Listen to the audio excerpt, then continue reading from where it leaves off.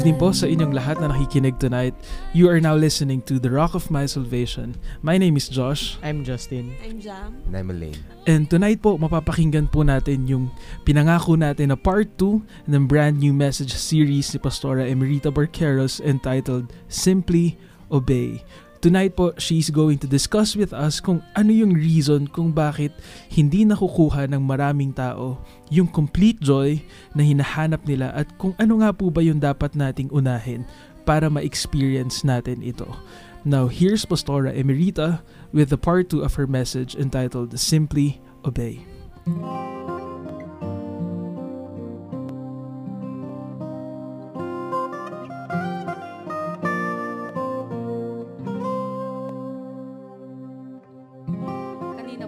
Nabanggit ako na marami ang hindi nakakaalam na ang tunay na success and blessings ay manggagaling mula sa burning desire o umaapoy na pagnanais na mapasaya o malugod ang Diyos una sa lahat.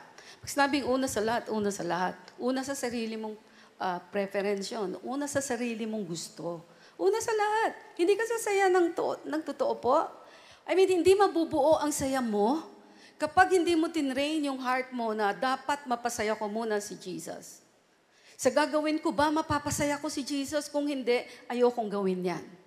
Kung hindi po ganun ang arrangement palagi ng decision natin, asahan po ninyo, hindi matitrain ang spirit ninyong sumunod sa Panginoon. Hindi.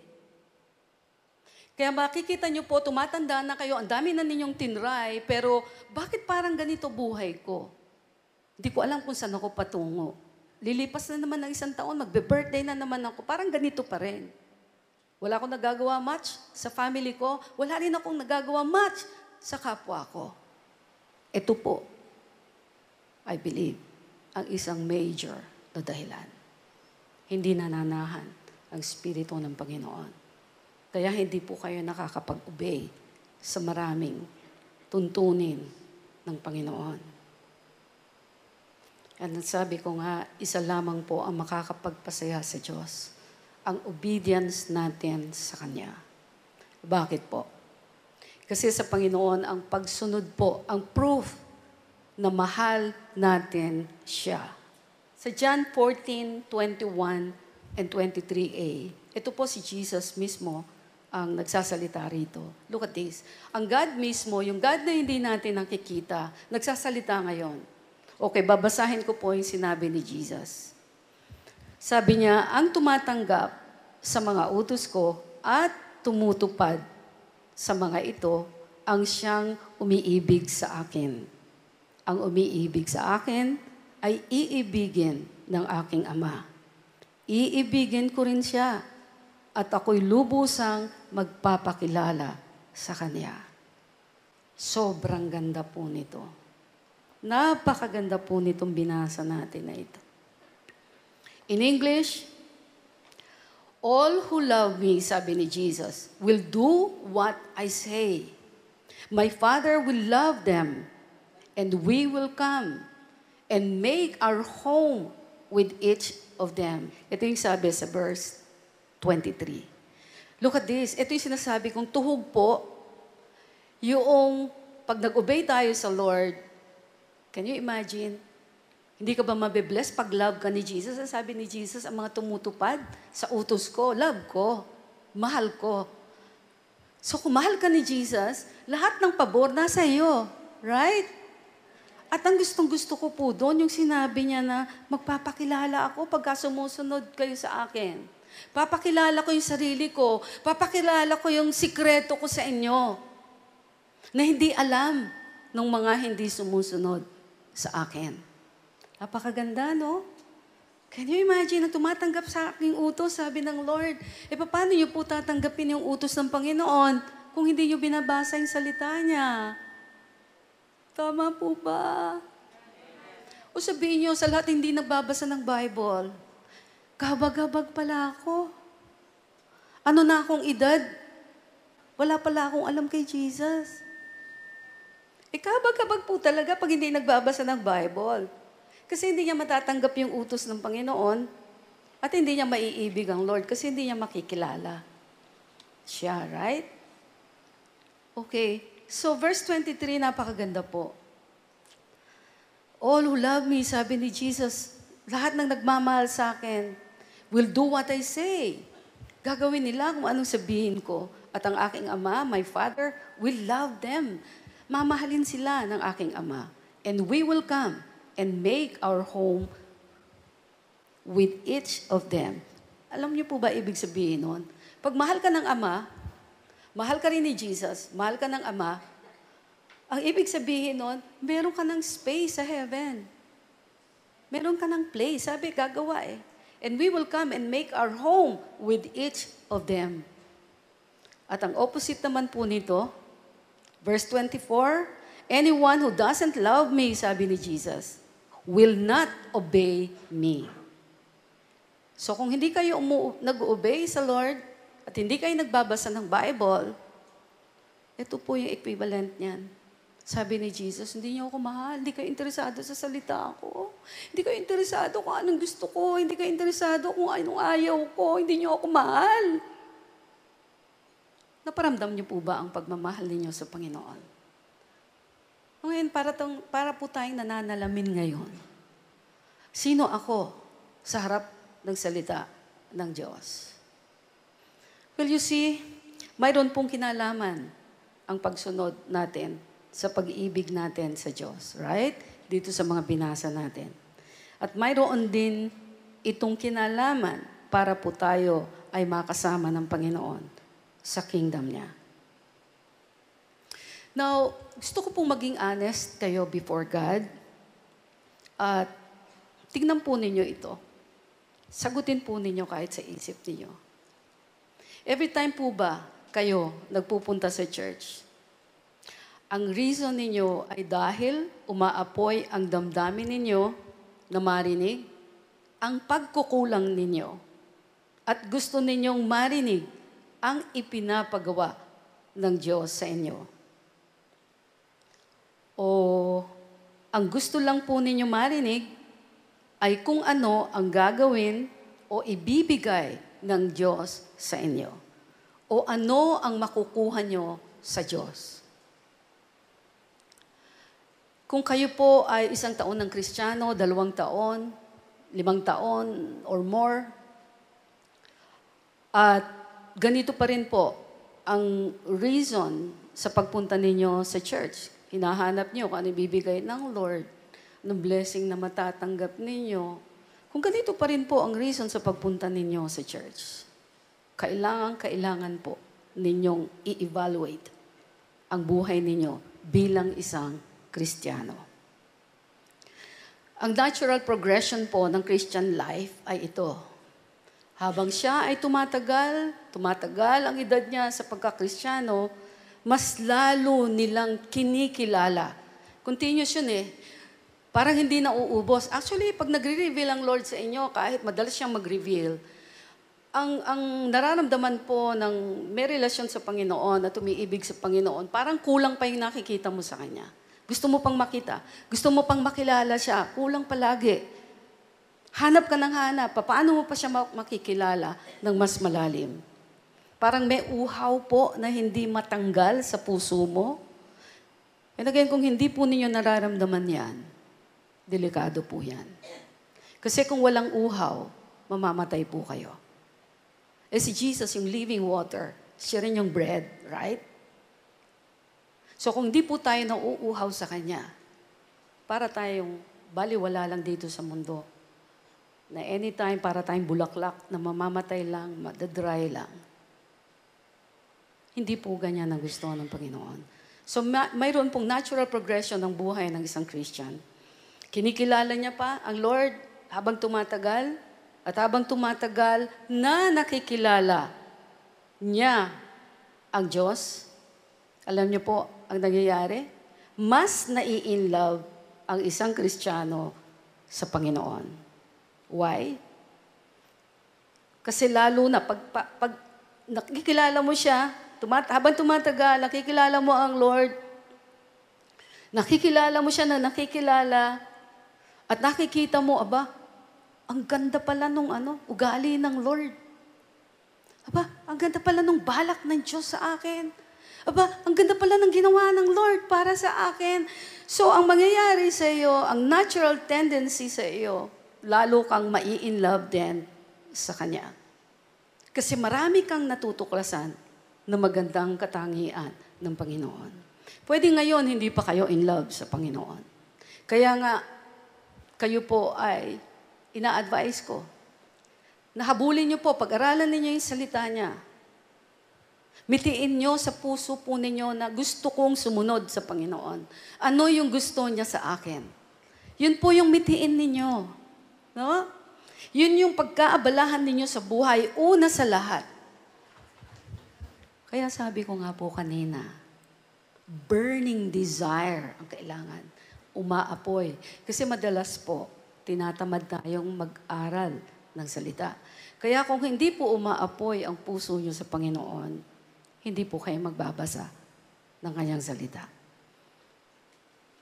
Okay. So, yung natural tendency ng tao na nakikilala ang Panginoon ay mas lalong nai-inlove sa Kanya.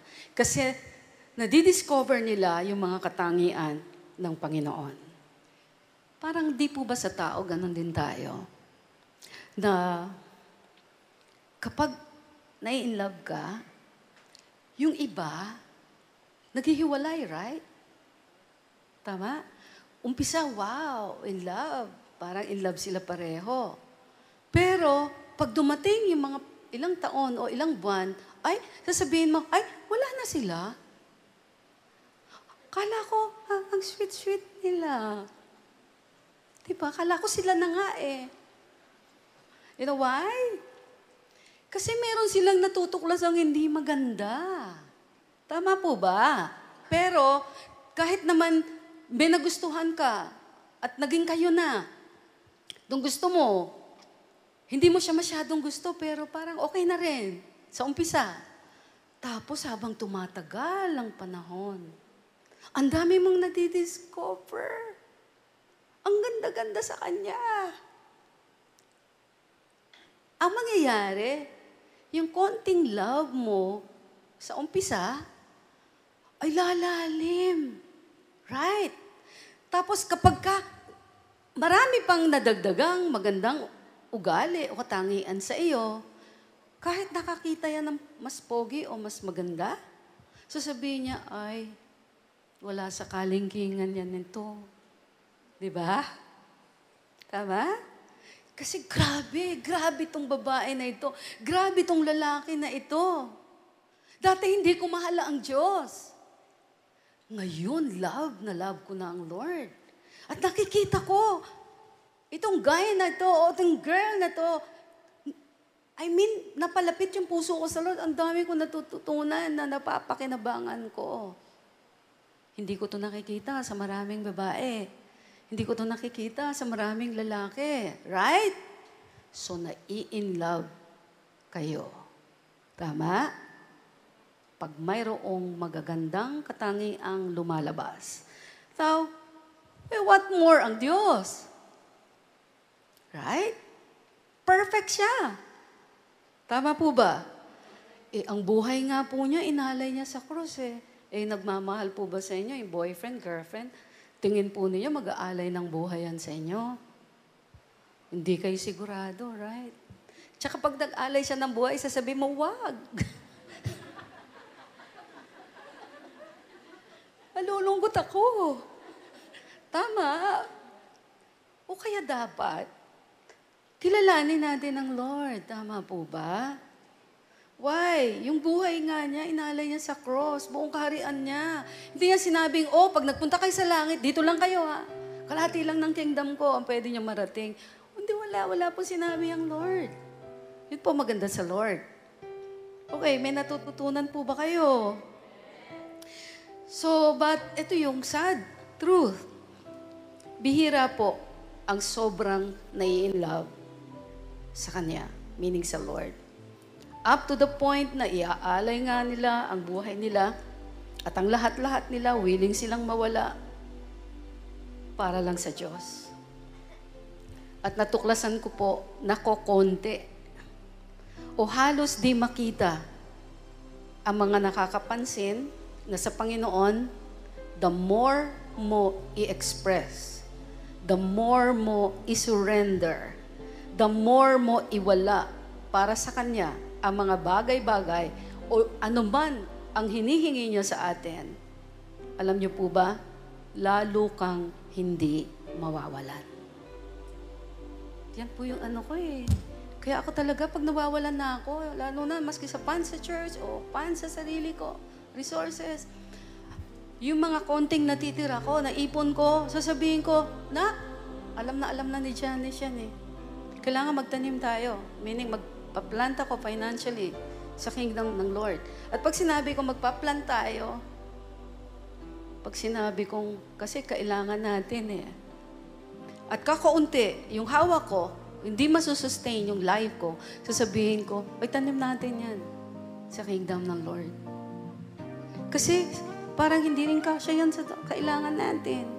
Pero alam ko, pag nagtanim ako sa kingdom ng Lord, magmumultiply ito. Nakuha niyo po, masaya pa ang Lord. Right? Hindi po kayo mawawalan. The more kayo magwala, magbigay, kahit ano, grabe po ibabalik ng Panginoon sa inyo.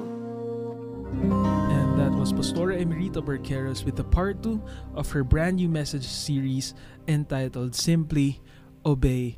And isa po sa mga natutunan namin dito sa panibagong series na to, no, kung ano man po yung take away nyo for tonight, the best thing to do after you hear it is to obey. Sabi nga sa Bible na let's not be hearers lang and so deceive ourselves, but let's be doers. Kasi po, in doing so, doon natin makikita yung power nung narinig and of course yung word na na-receive natin tonight. And next week po, bago pa tayo mag-discuss nung natutunan natin for tonight, we want to promote na itong series po na to will change yung paningin nyo sa obedience. It will change even yung manner of obedience nyo sa Lord. Kaya we encourage you to tune in next Sunday for the next part of this brand new series by Pastora Emerita. More details later as we talk about it tonight sa ating program. And naalala ko lang kanina nung pinapakinggan natin yung message is I was reminded of yung verse na whoever tries to keep their life will lose it,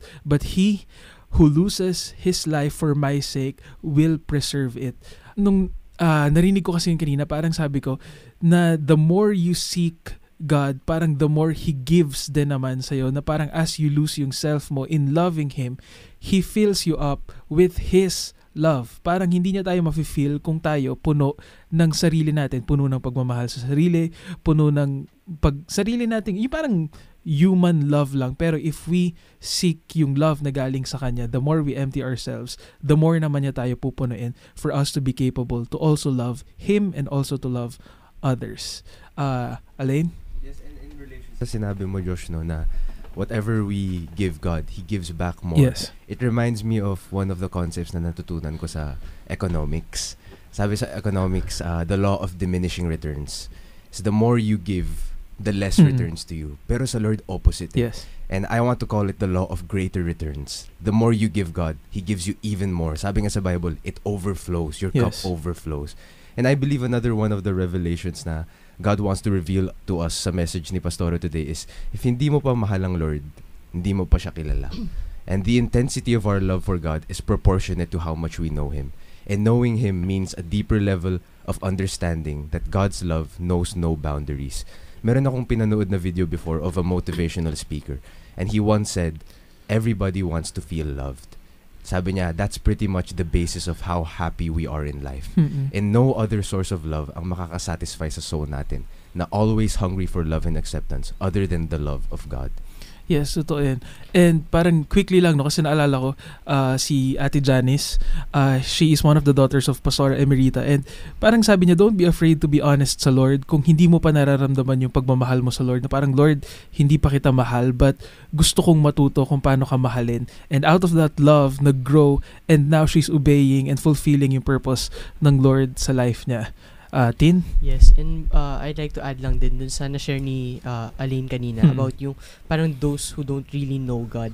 Kasi yung knowing God and meeting Him, experiencing Him, available naman talaga siya for everyone. Parang open siya for everyone. It's up to us lang kung ano yung anong gagawin natin. Yes. And yung obedience natin could be yung first step to getting to know Him more. Kasi yung obedience natin sa Kanya is parang pwede siyang maging way para mas makilala natin si God. Yes. Actually, key nga yun eh. Parang kasi diba sabi sa Bible, draw near to me and I will draw near to you. Na parang if you don't obey yung first step, if you don't take yung first step, katulad nung parang nung story ng prodigal son, he took yung first step and then the father came running towards him. And we encourage you ngayon na sundin natin kung ano yung narinig natin. If it's as simple as being honest sa Lord tonight, if you're before going to bed, you can pray na, Lord, pwedeng kilala kita, I have a general knowledge of you, pero hindi kita mahal. You can be honest sa Lord and ask for His Spirit na turuan tayo paano sumunod, paano magmahal, and of course, paano pagbutihin kung ano man yung binigay na sa atin ng Lord. And tonight, if you are that person and you're lacking dun sa area ng obedience, or pwedeng selective obedience, sumusunod ka dun sa gusto mo pero hindi lahat ng gusto ng Lord para sa'yo, we encourage you na pray with us as we ask God for help. Simply close your eyes and follow us in this simple prayer. Heavenly Father, Lord, lumalapit po kami sa'yo, humbly asking, una, for forgiveness para po sa lahat ng mistakes, sin, disobedience, even yung pag-reject namin sa love na ine-extend mo para sa bawat isa sa amin. And Lord, nagpapasalamat kami for letting us hear this powerful message, and we believe that there is power dun sa life na binigay mo sa cross para sa bawat isa sa amin. And as an act of faith and obedience, Lord, lumalapit po kami sa'yo, and we are asking for help. We are asking for yung mercy mo, yung grace mo, and yung love mo to cover yung multitude ng sin namin. And we're asking you, Lord, to be our Savior, our Lord, our Master, and we promise to follow you from tonight forward. Give us the strength, Holy Spirit. In Jesus' name we pray. Amen and amen. And we believe that God is going to do great and mighty things sa buhay po ninyong lahat. And we are here to help you along your journey with God. Ang linya po namin ay bukas every Tuesday to Saturday. You may call us at 687-5561. Again, that's 687-5561 for your prayer concerns, or even for yung mga reports niyo po ng changes, good changes na gagawin ng Lord sa life ninyo. Ang aming mobile numbers naman po for Globe, it's 0916-564-9897. And for Smart, it's 0939-782-3001. And of course, you may find us online. Our website is therockofmysalvation.org. And we've made it easier for you to share this program with your friends or even your family here and abroad. Pwede nyo pong i-check yung aming Facebook, Instagram, and Twitter. And share with them yung schedule natin, 8:30 to 9 p.m. next Sunday dito sa DWIZ 882 kHz for yung Simply Obey series by Pastora Emerita Barqueros. Part 3 po ay maririnig nyo next Sunday.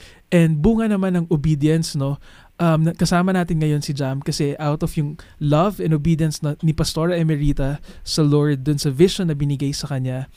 I remember year 1997 pa yon na sinabi ng Lord, pinakita niya na in the last days, we are going to be like modern day Joseph the Dreamer, na magpapakain tayo ng, hindi lang magpapakain, parang we're going to reach out to communities in time of need and famine. And now kasama natin ngayon si Jam to share with us yung latest news and updates. Jam. Yes, hello. Good evening po sa inyong lahat. Praise God. Totoo yan. Alam mo, para po doon sa mga hindi nakakaalam din, more than 15 years na po tayong nagsusupport sa Correctional Institute for Women. And before JFM pa, nagsusupport na tayo sa kanila.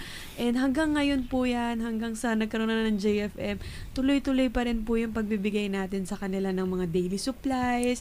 Diba, dumadalaw din tayo doon, nagpapakain tayo sa kanila. And even if wala kayong naririnig na reports dito sa radio about them, every Sunday, tuloy-tuloy po yan, hindi po yan natatapos. And speaking of radio, I think last nung dalaw natin doon, nakapagbigay din tayo sa kanila ng radio. And kaya naman po, talaga sila, updated sila sa atin, nakikinig daw talaga sila ng radio. Kaya hello po, Teacher Rose, ando sa mga Values Education Group sa CIW. And alam mo ba, Josh, balita ko, sa correctional pala, meron silang tinatawag na education department. And sabi ni Teacher Rose, Siya po yung head ng Values Education Group. Sila po yung sinusupport natin for 15 years.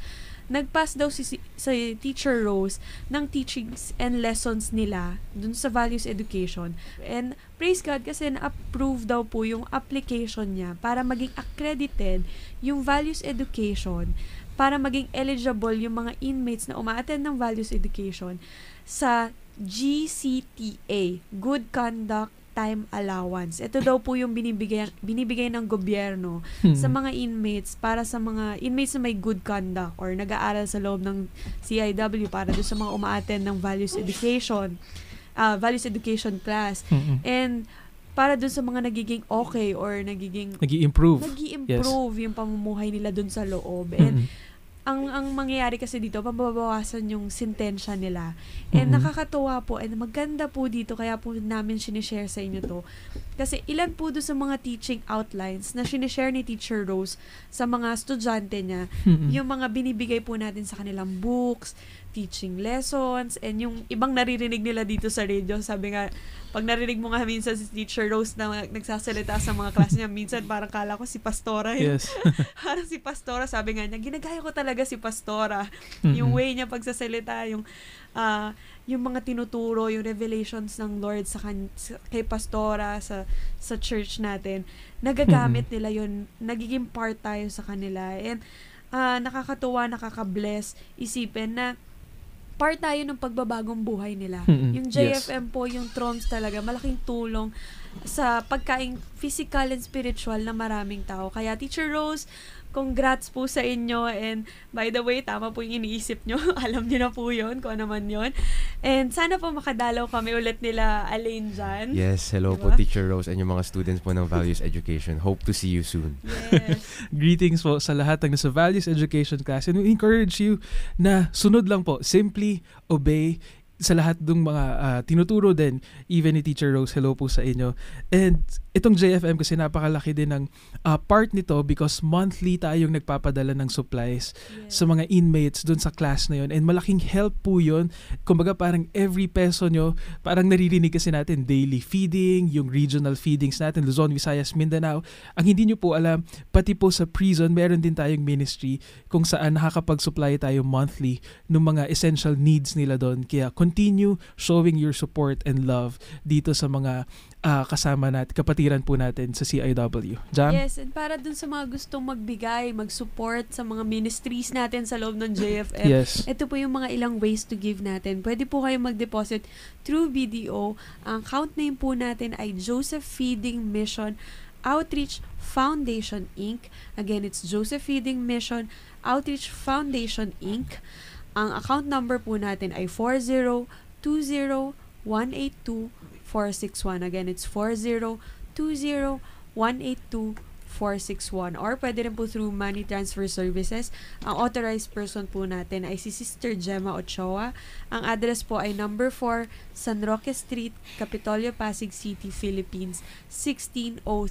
Or pwede nyo rin po i-send through GCash sa number po na 0916-564-9897. Or lastly, through PayPal or credit card. Yung link po ay visit nyo lang po yung josephfeeding.org. Nandun po lahat ng details, pictures na binanggit natin tonight. Yes, of course. And yung JFM po, yung Joseph Feeding Mission, of course, makikita nyo po ito sa social media, Instagram, Twitter, and Facebook. And alam namin kasi pwedeng nakikinig kayo through yung live stream natin. By the way, pwede pong online kung wala kayong AM radio. The Rock of My Salvation po, nandun yung link para sa live stream na ating radio. And since online din kayo, go visit yung Joseph Feeding Mission kasi doon nyo naman po makikita yung pictures and even videos na ina-upload natin sa mga feeding outreaches natin sa buong Pilipinas and in the future around the world, dahil alam natin great things are going to happen sa ministry natin this year. And katulad nga nung pinag-uusapan natin kanina, Tino, na yung nabanggit kasi ni Jam kanina yung teaching outlines ni Pastora, ginagamit din nila sa CIW, marami ding nakikinabang. Kung gusto niyo naman pong makinig and masaksihan ng live yung mga teachings and even yung services natin, we encourage you to drop by and visit po sa aming worship center. Tin? Yes, you can visit us at number 4 San Roque Street, Barangay Capitolio, Pasig City. every 10 a.m. to 12 p.m. Yes, that's every Sunday. Join us for worship. Powerful messages that can help you in your daily life, hindi lang every Sunday. Kumbaga, Monday to Friday natin ma-apply. Hindi, Monday to Saturday. The whole week natin ma-apply yung messages that we hear on Sundays. And of course, next Sunday, again, gusto namin po kayong imbitahan para sa part 3 ng message series ni Pastora Emerita entitled Simply Obey. Kaya go do that. Lagay nyo sa calendar, Simply Obey, next Sunday. Teen, yung mga birthday celebrants natin. Yes, advance Let's happy greet birthday them. kay Sister Abel and kay Mitz. Yes, happy birthday po sa inyo. And that's all the time that we have. Magkita-kita po tayo ulit next Sunday, 8:30 to 9, here on DWIZ 882 kHz. This has been the Rock of My Salvation. My name is Josh. I'm Justin. I'm Jam. And I'm Elaine. To God alone be all the glory. God bless you and have a good night.